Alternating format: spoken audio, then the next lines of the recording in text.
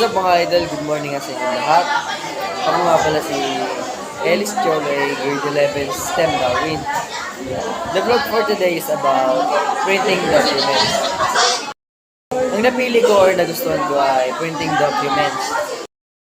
Kaya ito ang napili ko mga idol dahil para mapabilis yung trabaho or pagpiprint ng mga bawat teacher o kahit sino man gusto magpaprint at hindi na magsusulat para isang pindutan lang is kung ilan man gusto mong print.